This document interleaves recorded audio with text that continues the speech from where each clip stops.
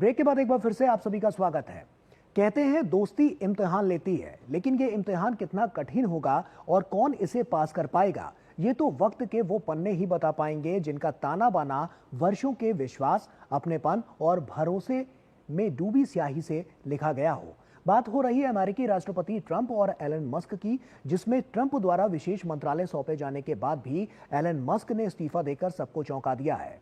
अब अहम सवाल यह है कि डोजे के भविष्य का क्या होगा।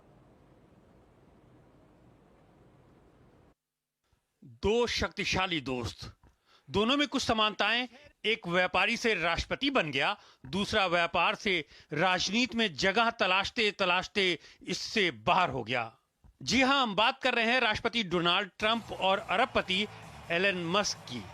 लेकिन पिछले कुछ दिनों में दुनिया भर में ये कौतूहल बनी हुई है कि आखिर अमेरिका को ग्रेट बनाने के अभियान में शामिल दोनों दोस्तों की राहें क्यों जुदा हो गईं।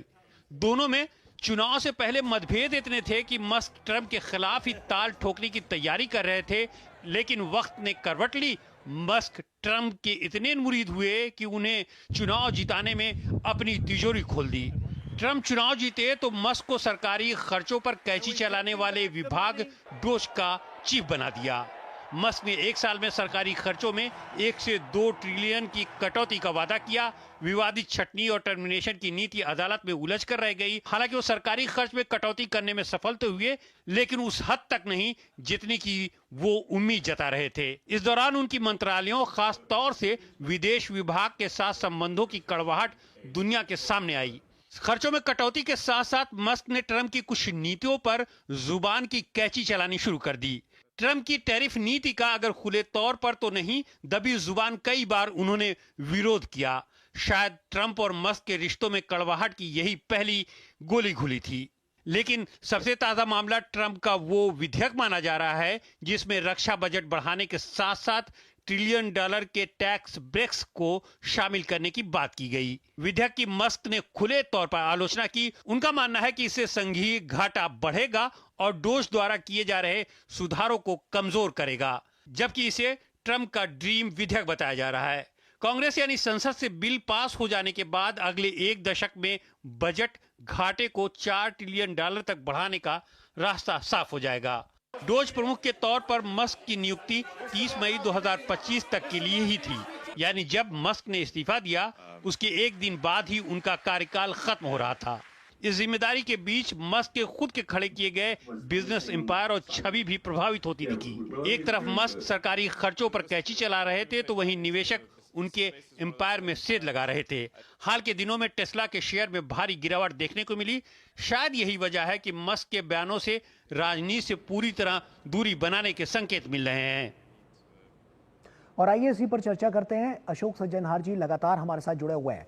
अशोक सर, अगर हम इसको समझने की कोशिश करें तो साफ तौर पर क्या लगता है आपको, इसके पीछे की वजह क्या आपको नजर आती है एलन मस्क के इस रिजाइन के पीछे की, और उसके अलावा आने वाला समय अब कैसा होने वाला है ट्रंप सरकार के लिए और उनकी नीतियों के लिए?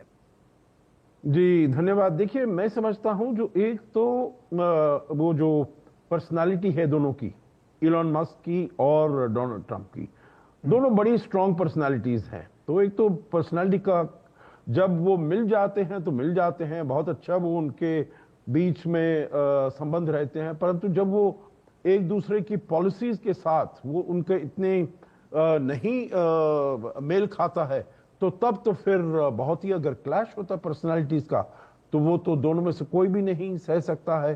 दोनों समझते हैं जो वो कह रहे हैं वो ठीक कह रहे हैं। और अब हम देख रहे हैं जो पॉलिसीज के ऊपर, पहले भी कुछ कहीं पॉलिसीज पर था जो कि अलग अलग मत थे परंतु इतना सामने नहीं आगे आ रहे थे। एक तो जो आपने वो रिपोर्ट में दिखाया है जो टैक्सेशन के ऊपर उन दोनों के बीच में मत अलग थे। इससे पहले हमने ये भी देखा है जो H1B के लिए भी उनकी जो इलॉन मस्क तो कहते थे H1B में जो बाहर से टैलेंट आना है, जिसको हमने वीजा वगैरह देना है, उसमें उनको आने देना चाहिए।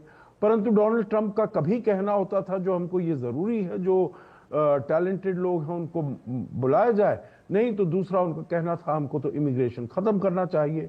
तो इसीलिए पहले अंडर द सरफेस उनके डिफरेंसेस होते थे, परंतु अभी हमने देखा है जो ये वाला लेटेस्ट बिल है जिसको राष्ट्रपति ट्रंप कहते हैं मेरा बिग ब्यूटीफुल बिल है, जिसमें उन्होंने जी। बहुत सारे टैक्स ब्रेक्स के बारे में कहा है और बहुत सारे, जिसमें ये भी उन्होंने बताया है जो भाई जो आप रेमिटेंस बाहर भेजते हैं उसमें आपको टैक्स देना पड़ेगा, तो ये जो भारतीय लोग हैं जो वहां से भेजते हैं, रेमिटेंसेस करते हैं, उनके लिए ये मुश्किल होगा। तो ये इसमें ऐसी चीजें हैं जिसमें कि इलॉन मस्क सोचते हैं जो वहां पर फिस्कल डेफिसिट बढ़ेगा, जो संघ का घाटा है वो बढ़ेगा, और जो सभी कुछ उनको बुलाया गया था वो ये था जो वो वहां की जो फेडरल स्पेंडिंग है उसको कम किया जाए, क्योंकि डेट इनका बहुत, जो कर्ज है वो बहुत ज्यादा तेजी से बढ़ रहा है। निश्चित तौर पर अशोक सर, ये काफ़ी महत्वपूर्ण होगा देखना कि आने वाले समय में क्या कुछ होने वाला है वहाँ की सियासत में,